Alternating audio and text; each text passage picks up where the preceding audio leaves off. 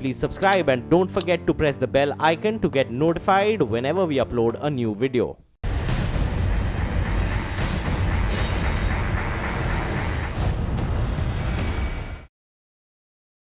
पिछले हफ्ते पुरानी दिल्ली का एक स्कूल इस वजह से सुर्खियों में रहा कि वहां स्कूल प्रशासन ने कुछ छात्राओं को फीस न भरने की वजह से रोक लिया था। लेकिन जब मामला ठंडा हो गया तो न्यूज़ 18 इंडिया ने पुरानी दिल्ली के स्कूलों की पड़ताल करके ये जानने की कोशिश की कि आखिर वहां शिक्षा के हालात क्या हैं, कैसे हैं। हमारी एक्सक्लूसिव पड़ताल में पता चला कि पुरानी दिल्ली में कुछ स्कूल ऐसे भी हैं जो पिछले 40 साल से बुनियादी सुविधाओं के लिए तरस रहे हैं।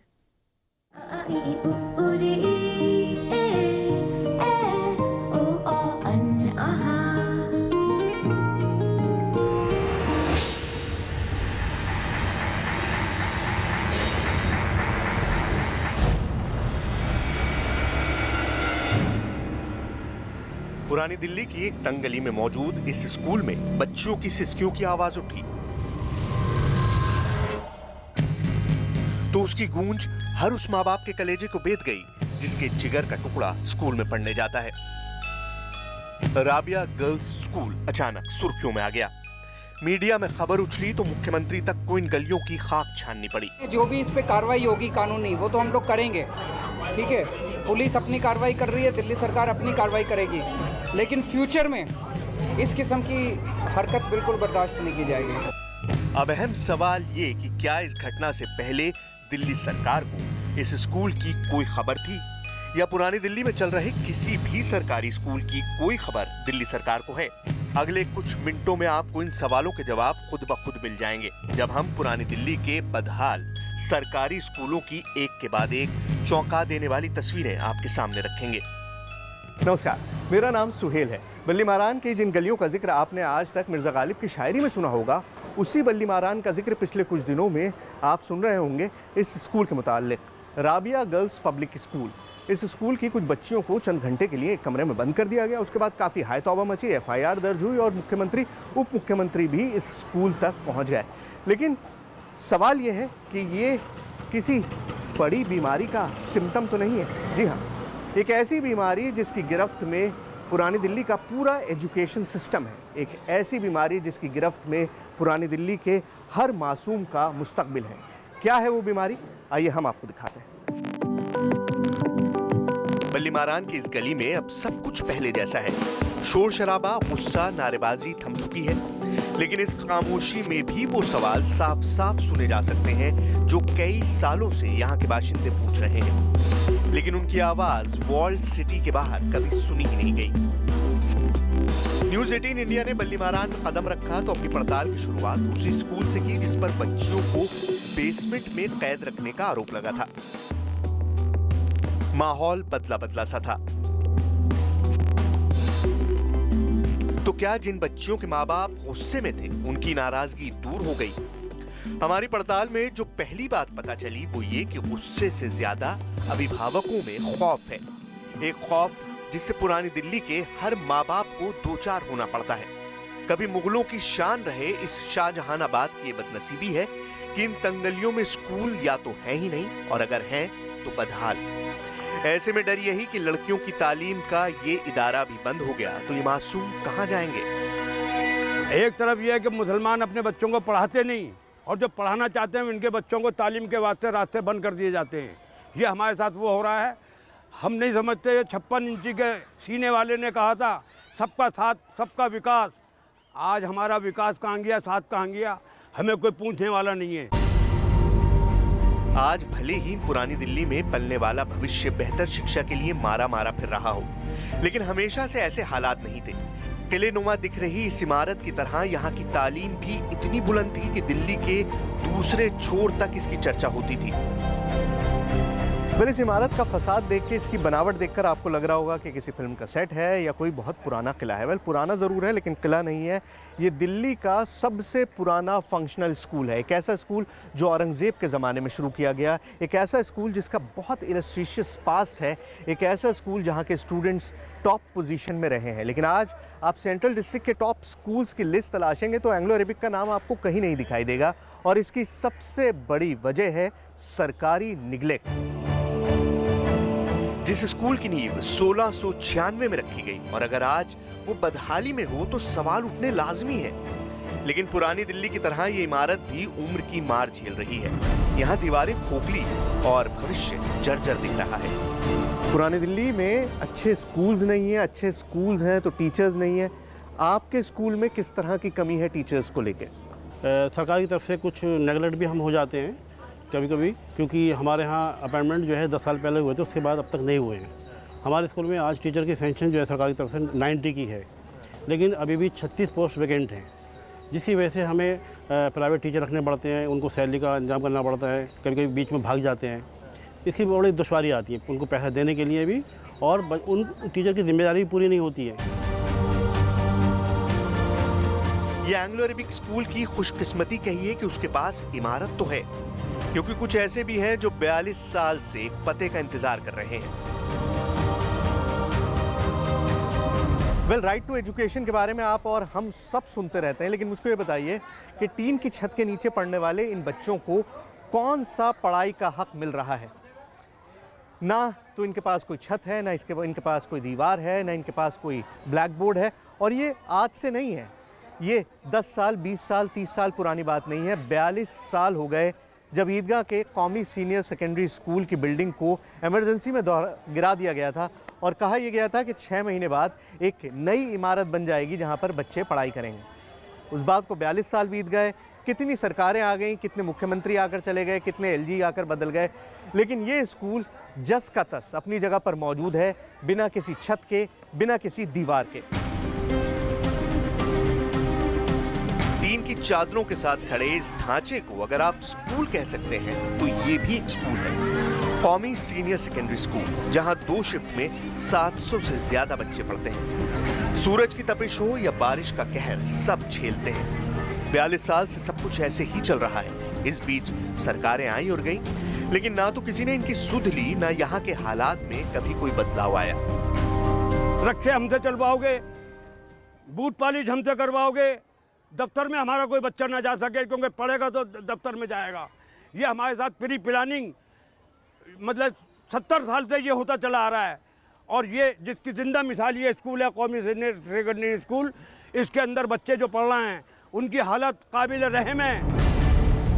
ये हाल तब है जब दिल्ली सरकार ने शिक्षा का बजट दोगुना कर दिया है। दिल्ली में शिक्षा बजट कुल बजट का 22.8% है।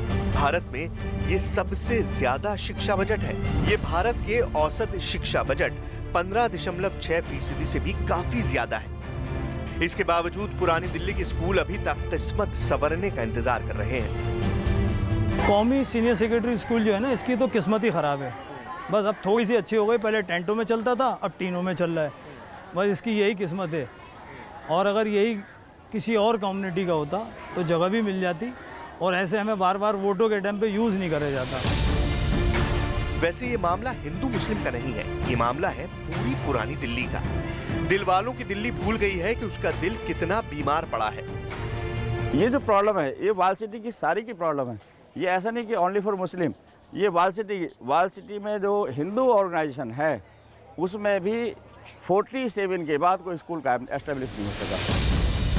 जहां कदम रखने की जगह ना हो और आबादी चंद हजार से लाखों में तब्दील हो जाए तो हालात कुछ ऐसे ही होते हैं। ऊपर से तुर्रा ये कि सरकार किसी की भी हो, पुरानी दिल्ली से किए अपने वादे को कोई नहीं निभाता। एक नहीं, 2 नहीं, बल्कि 3 मास्टर प्लान अब तक इस इलाके के लिए, शाहजहानाबाद के लिए बनाए जा चुके हैं, लेकिन उनका कोई असर अभी तक कहीं पर भी दिखाई नहीं दिया है। और सबसे ज़्यादा नुकसान हुआ है एजुकेशन का, सबसे ज़्यादा नुकसान हुआ है बच्चों का।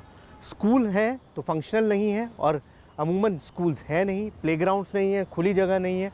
और ऐसे में अगर आपको एजुकेशन चाहिए, माकूल एजुकेशन चाहिए, तो आपको इस इलाके से बाहर जाना पड़ता है। आपका वक्त ज़्यादा लगता है, आपका पैसा ज़्यादा खर्च होता है। और दूसरा ऑप्शन यह है कि आप पढ़ाई छोड़ दीजिए। ज़्यादातर बच्चों के साथ यही होता भी है। एक तरफ ये हालात और दूसरी तरफ हर अखबार में छपे इन इश्तिहारों को देखकर बात अटपटी लगी। लेकिन हर तस्वीर की तरह इसके भी 2 पहलू हैं। तो सबसे पहले मुझे ये बताइए कि आम आदमी पार्टी के इतने बड़े बड़े दावे हैं, मॉडल स्कूल की बात होती है, तो वो सारे मॉडल स्कूल पुरानी दिल्ली के बाहर ही क्यों हैं? पुरानी दिल्ली में कुछ क्यों नहीं है? पुरानी दिल्ली के स्कूल्स के लिए काम काफ़ी अच्छा हुआ है, पार्टी ने काफ़ी अच्छा काम किया, आम आदमी पार्टी ने। यहाँ अवेयरनेस थोड़ी सी कम है और जो जगहें हैं उस पर इतने इश्यूज़ हैं कि उसको लेके आगे काम नहीं हो पा रहा है। आज 20-30 साल हो गए, बड़ी बड़ी पार्टियां रूल करके चली गईं।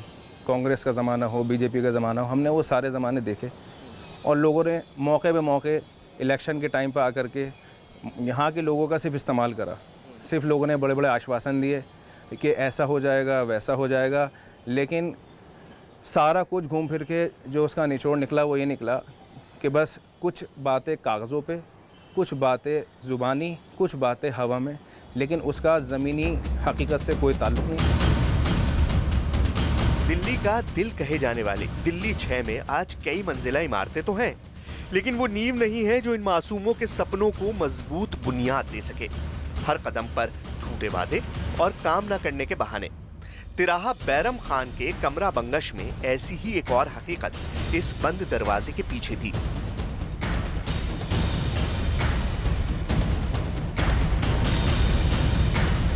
तो पुरानी दिल्ली में जब भी स्कूल की कमी की बात होती है तो सबसे बड़ा हवाला दिया जाता है यहाँ पर जगह की तंगी का।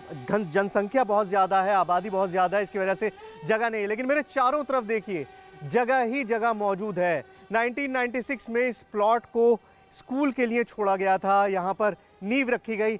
20 साल बीत चुके, आज तक ये स्कूल उसी तरह से कायम है। ना कोई बिल्डिंग बनी है, ना कोई क्लासरूम बना है, सिर्फ नाम के लिए ये जगह बना दी गई कि यहाँ पर एक स्कूल बनेगा। स्कूल आज तक नहीं बना और शायद बहुत वक्त तक बनेगा भी नहीं। लेकिन सबसे बड़ी प्रॉब्लम जो होती है हमारे इस इलाके में वो यही है कि यहाँ पर जगह है, यहाँ पर लोग पढ़ाना भी चाहते हैं, लेकिन पॉलिटिकल विल की कमी है, लोग करना नहीं चाहते। और जिसकी सबसे बड़ी मिसाल आपके सामने है, चारों तरफ ये प्लॉट इतना बड़ा घनी आबादी के बीच में खाली है, लेकिन ना कोई इमारत है, ना बच्चे हैं, सिवाय कूड़े के। तो क्या सरकारी अनदेखी ही इस बदहाली की इकलौती वजह है? लोग ऐसा भी नहीं मानते। जहाँ तक अगर हम ओल्ड दिल्ली की बात करें तो most of the students, they parents have, most of them are first generation learners, तो उनका रोल इतना नहीं होता, वो नहीं समझ सकते इतनी चीज़ों को। तो यहाँ पर particularly in context of old Delhi teachers का रोल ज़्यादा इंपॉर्टेंट हो जाता है इन कंपैरिजन टू पेरेंट्स। बिल भी होती है जहाँ पेरेंट्स चाहते हैं कि बच्चों को पढ़ाए, जहाँ बच्चों की भी होप्स एंड एस्पिरेशंस होते हैं, वहाँ पर पुरानी दिल्ली में जगह का अभाव जो है वो उस पर हावी हो जाता है। उनके होप्स और एस्पिरेशंस जो हैं वो वहीं ख़त्म हो जाते हैं। पाईवालान में हम इस वक्त मौजूद हैं। कभी यहाँ पर एक प्राइमरी स्कूल हुआ करता था, लेकिन आज उस बिल्डिंग पे ताला लगा हुआ है। 10 साल पहले लैंडलॉर्ड ने जगह खाली करा ली, एमसीडी ने लैंडलॉर्ड को जगह दे दी, लेकिन स्कूल के स्टूडेंट्स कहाँ जाएंगे, टीचर्स कहाँ जाएंगे, इस बारे में नहीं सोचा गया। या क्या फ़ैसला हुआ इस बारे में किसी को ज़्यादा जानकारी नहीं है। लेकिन बड़ी बात यही है कि इसी तरह से जो गवर्नमेंट एडेड स्कूल्स हैं और जो एमसीडी स्कूल्स हैं, उनकी जो नंबर्स हैं वो घटते बढ़ते रहते हैं पुरानी दिल्ली के इस एरिया में। कभी जर्जर बिल्डिंग की वजह से बिल्डिंग खाली करा ली जाती है, कभी किसी और वजूहात से बिल्डिंग्स खाली होती जाती हैं, और जो जगह एक बार खाली हो जाती है वहाँ पे कभी भी दोबारा स्कूल नहीं खुलता, सिर्फ एक ताला पड़ जाता है।